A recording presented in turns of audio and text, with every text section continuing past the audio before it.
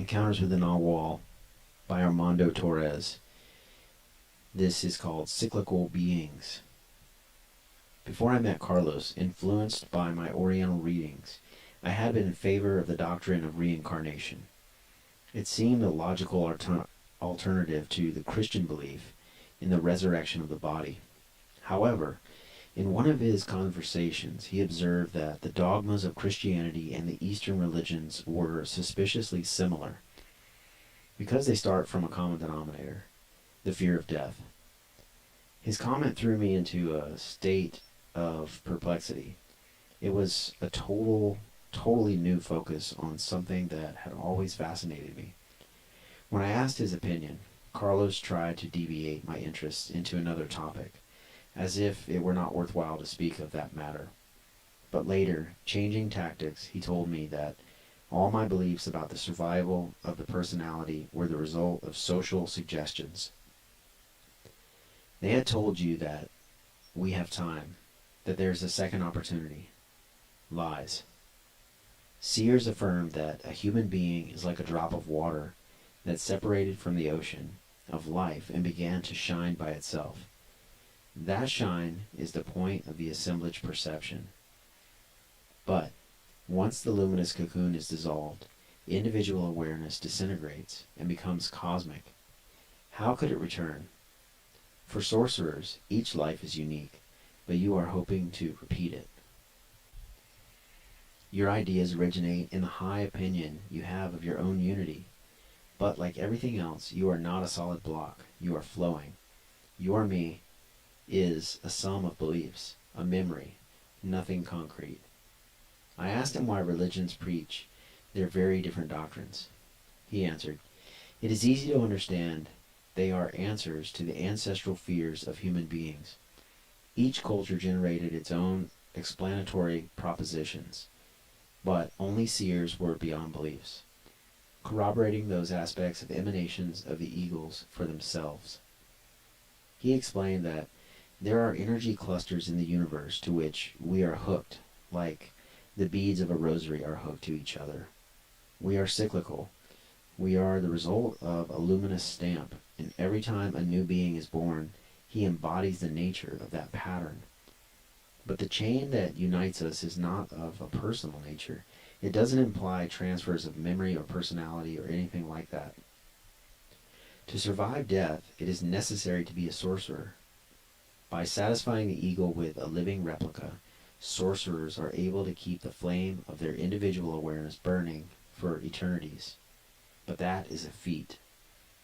Do you think this greatest achievement of a warrior should be a free gift?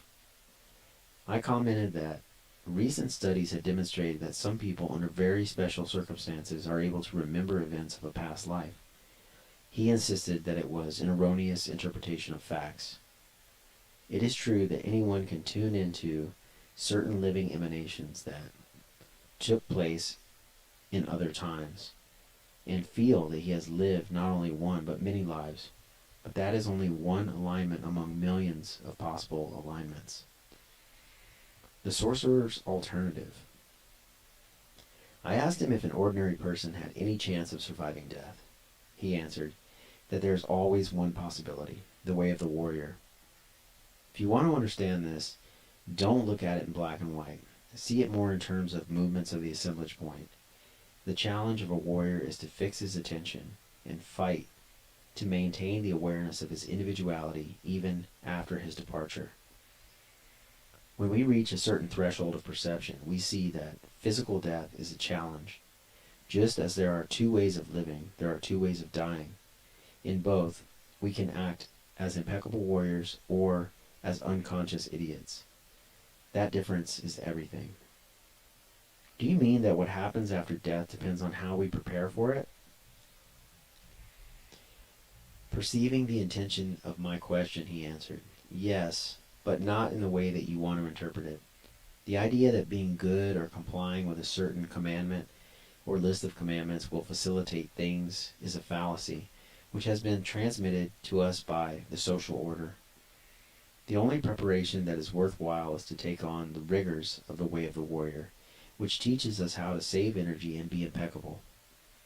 Since there are two forms of living and dying, there are also two kinds of people, those who feel immortal and those who are already dead.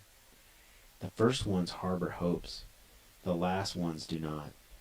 A warrior is somebody who knows that his time is already up, but still continues to fight, because that is his nature. If you look into his eyes, you will find emptiness. But then, what is the sorcerer's alternative really about? There's only one way for a man to be ahead of his own end, through managing his energy. That work consists of dreaming, stalking, and recapitulation. These three techniques together give one result, the completion of the energy body. In a general sense, the duration of our existence depends in great measure on how we treat our energy. We leave this life filled to the brim with everyday concerns. We are eroded by the things we see and touch, and for that reason we die. But if we call back to ourselves all that vital force through recapitulation, death can no longer be the same, because we will have our totality. From the seer's point of view, a warrior who has recapitulated his life does not die. His attention is so compact that it is one continuous and coherent line. It is not dispersed. His recapitulation never ends. It continues for eternity, because it is the work of retracing his steps, of existing on his own and being complete. Just like we need a certain quantity of experience to function as individuals, a sorcerer requires sufficient practice in the second intention to be a true sorcerer. Otherwise, he won't be prepared when the time comes, and he will depart into infinity as an incomplete sorcerer. Nevertheless, a warrior who struggles all his life to reach the parameters of impeccability does have a second chance.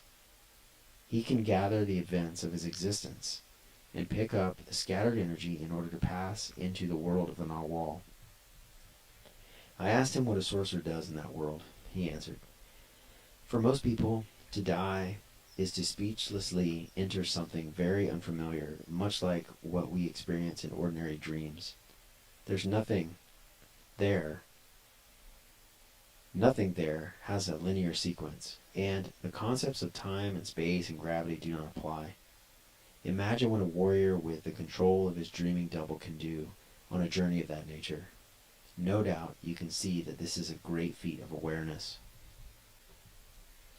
A sorcerer is somebody who spends his life tuning himself through arduous discipline. When his time arrives, he faces death like a new stage in his travel along the path.